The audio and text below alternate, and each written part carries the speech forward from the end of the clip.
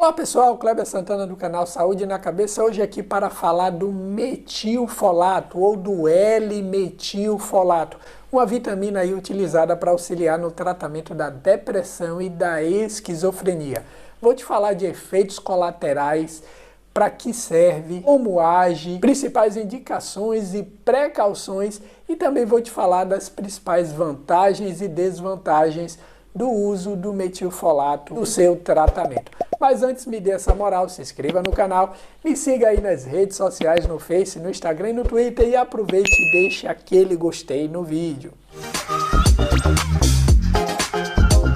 O metilfolato ele é um alimento medicinal que foi aprovado pelo FDA, que é o órgão que autoriza a liberação dos medicamentos lá nos Estados Unidos. Ele é a forma biodisponível do folato, ou também conhecido como ácido fólico. Ele é indicado para pacientes deprimidos e com níveis baixos de ácido fólico. Então ele vai se combinar aí com o antidepressivo. Ele também é indicado para pacientes esquizofrênicos que têm níveis altos de homocisteína, que é uma substância aí pró-inflamatória e que é ruim para esses pacientes. O metilfolato também ele aumenta a resposta do antidepressivo, principalmente no início do tratamento. E ele também melhora sintomas cognitivos e afetivos em pacientes que têm quadros depressivos e têm a deficiência da metileno tetrahidrofolato, que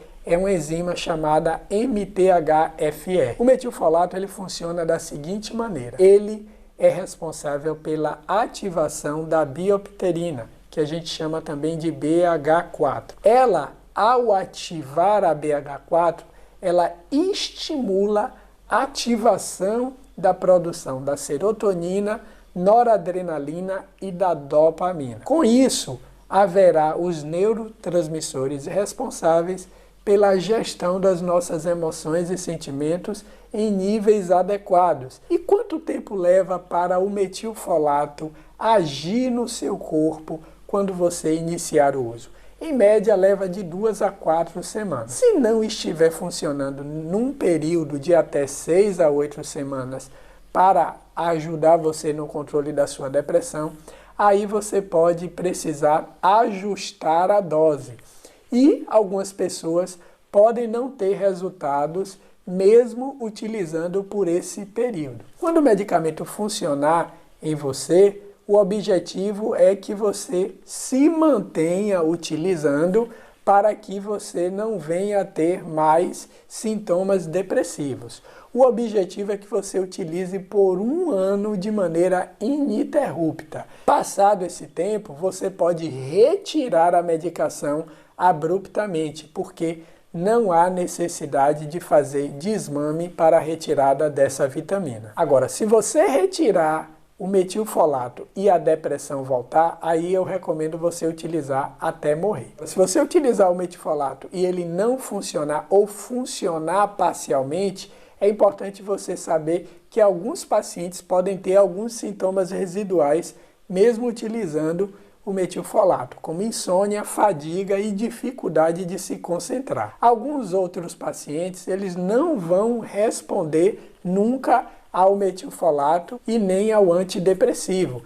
A esses pacientes a gente chama não respondedores ou resistentes. Talvez outras combinações possam ajudar esse paciente a melhorar ou até outras medicações. Lembrando que metilfolato não é a mesma coisa que ácido fólico. O ácido fólico, quando você ingere na alimentação, ele precisa passar por um processo para se transformar em metilfolato. E nesse processo precisa-se de uma enzima chamada MTHFR, que eu falei anteriormente, para converter o ácido fólico em metilfolato. O metilfolato ele tem a capacidade de atravessar a barreira hematoencefálica e lá promover aí a ativação na produção da serotonina, noradrenalina e dopamina. E a pessoa pode saber se tem a deficiência dessa enzima fazendo um exame chamado exame farmacogenético. Esse exame vai te falar se você precisa utilizar o metilfolato e também dirá quais os melhores antidepressivos para você usar na sua depressão. Já os efeitos colaterais do metilfolato, é bom que você saiba que ele não causa tipicamente efeitos colaterais, mas raramente pode causar ganho de peso e sedação. Nesses casos, eu vou te dar uma dica aqui para como resolver. Você pode aguardar aí alguns dias que esses efeitos costumam desaparecer, ou então você pode reduzir a dose do metilfolato para uma dose que você suporte mais os efeitos colaterais até seu corpo se adaptar, ou então você dividir as doses do medicamento, usar um tanto de manhã e um tanto de noite, ou um tanto de tarde. Isso ajuda bastante. Uma outra medida que você pode fazer é trocar a marca do metilfolato. A gente tem duas no mercado, o Fluence e o Ofolato G. Você pode começar com uma e não se dando tão bem, você muda para outra.